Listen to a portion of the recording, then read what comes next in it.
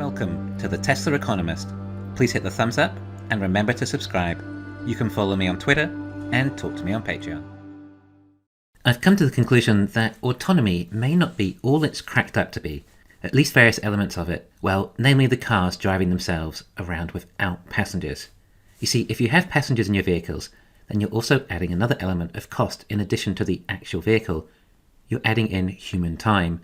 This is obviously a cost. And okay, your time is less valuable in a self-driving car than a regular car, as in a regular car, you pretty much have to apply your full concentration on the task at hand, i.e. driving.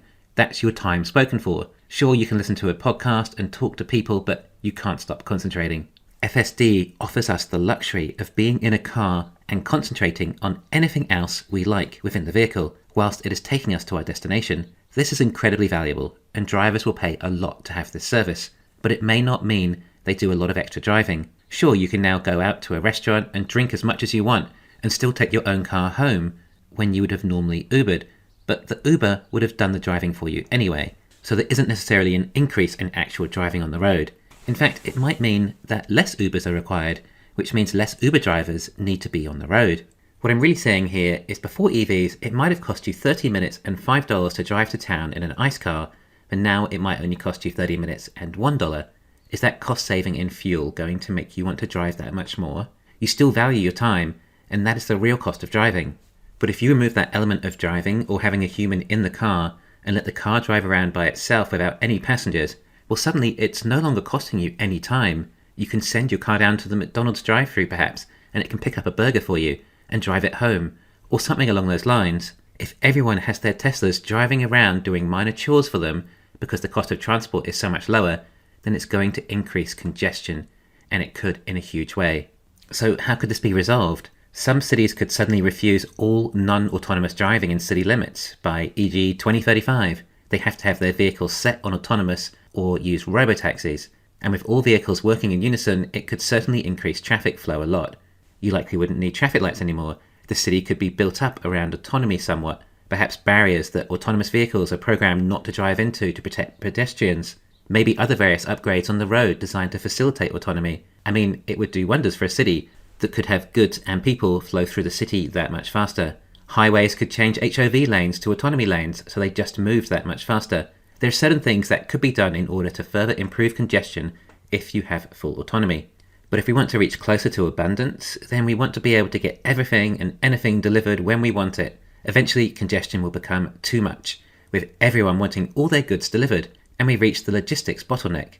Roads can only cater to so many vehicles at once. Eventually we reach congestion that is so bad that the cost of $5 to get to town in 30 minutes, well, it's now $1 and 2 hours of your time, and then back again. This is a future we want to avoid. It might require government regulation, and the government may apply high road charges, or based on miles driven rather than fixed annual fees. I mean, it's highly likely the government are going to make electric cars pay for more road use eventually, given they managed to escape all the tax on gasoline. Anyway, I'd hate to live in a world where it took hours just to get anywhere. The solution is to have 3D roads. Either we go up or go down. I can't really see flying cars being a thing, not anytime soon. Therefore, I think we likely go down. We build tunnels. Due to Teslas being electric and autonomous, they can self-drive at speed through boring tunnels. You see, robotaxis are an incredible idea in so many ways, but they do have bottlenecks. The main bottleneck is rush hour traffic. This is when there is the most demand for transport, yet when traffic is moving the slowest, making robotaxis difficult to get as many people to and from work due to the extra congestion. In other words, a robotaxi can only replace so many people driving to work during that time due to congested roads. If you remove the congested roads and have tunnels instead, then you fix that problem. Imagine a tunnel that can get you from one side of Manhattan to another in just 10 minutes. Then imagine how many cars a robotaxi could replace if it was able to get around cities that fast. And that is where most of the value lies in the Boring Company. And probably in such cities like Manhattan, London, Tokyo, the most dense, richer cities, it would probably be similar to a subway. All the most popular routes around the city will have tunnels to and from, and you can make connections. Except there's a continual flow of traffic. Unlike all the starting and stopping in a subway, this would just be to one destination. In fact, I bet if you just plan your destination, the AI will take you through all the necessary tunnels to get you to your destination the fastest.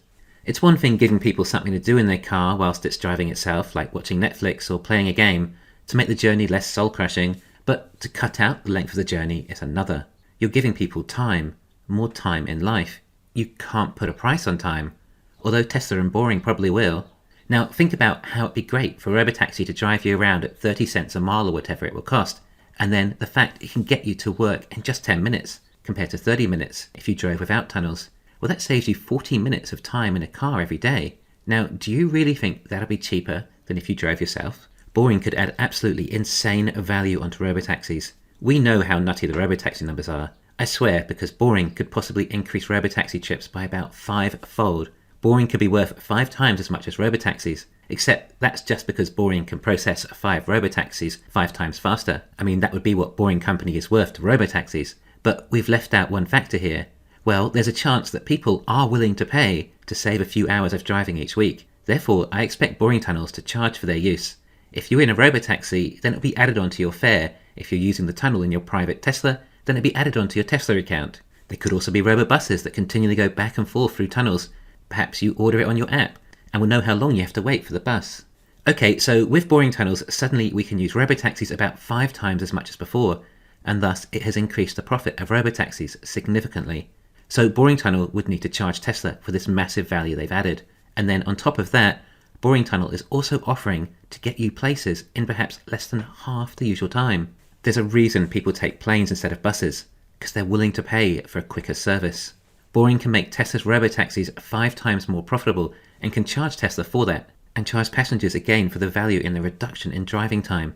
This is why Tesla is limited with autonomy, but Boring needs to scale up massively. It will come down to the speed at which they can drill tunnels, and how fast they can build the drills. We don't know what level of expansion Elon has for Boring. They could be planning on building 1,000 drills over time, when they're advanced enough. Elon's also talking about the Hyperloop again, saying in the coming years they will attempt to build one, and this will be the fastest way from one city centre to another. Think how that too could revolutionise the world. We'd be able to travel greater distances at a faster speed. This has changed our life so much just in the last 100 years. This may change it again further.